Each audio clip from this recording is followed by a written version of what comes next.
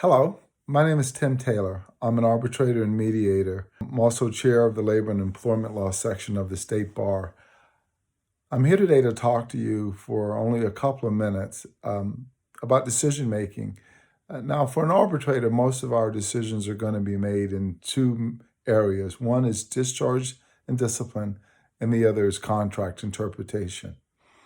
They differ in the analysis. When we're talking about discharge and discipline, the key phrase is just cause. In most cases, if not all cases, under collective bargaining agreements or statute, the standard is just cause. There are different opinions as to what just cause mean. For some people or arbitrators, it means a detailed list of 7 tests. But I think the majority is coming around to understanding that just cause means convincing the arbitrator that the employer or the charging party has convinced you that it's more likely than not that the grievant engaged in the charged behavior.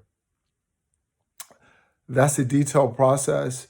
It incorporates the elements of due process and fundamental fairness. I'm going to talk to you about one case, a recent case, and that case entails the disciplining of a public educator, a school teacher, for misconduct. The facts of the case are that the individual was charged with several counts of misconduct, including conduct unbecoming, sexual misconduct, racial discrimination, sexual harassment, conduct unbecoming of a teacher.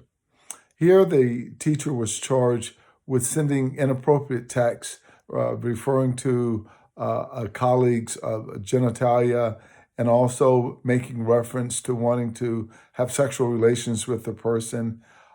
Also in class, attempted to sit on the individual's lap while students were present.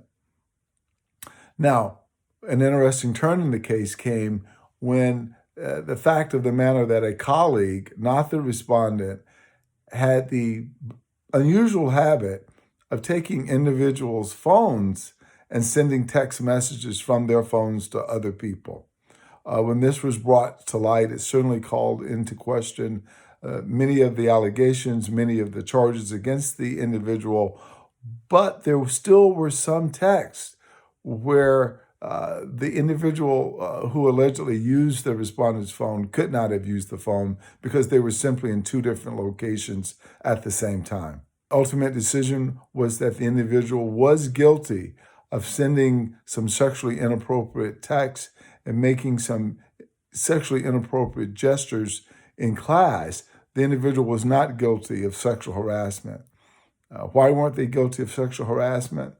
Well, because the person who accused them of the harassment was a party to the text. The text went back and forth, often ending in LMAO, or what folk have described as laughing.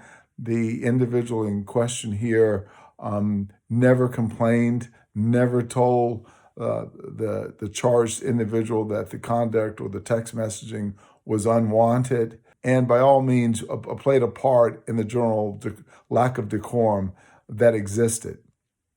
The ultimate penalty there was me following prior awards in this area that had been made by established arbitrators. Ultimately, the individual had 24 years of excellent service and was a highly rated and highly effective school teacher. The penalty was a $10,000 fine payable over 24 months. This is the type of case that we get on a routine basis, and this is going to conclude my talk today.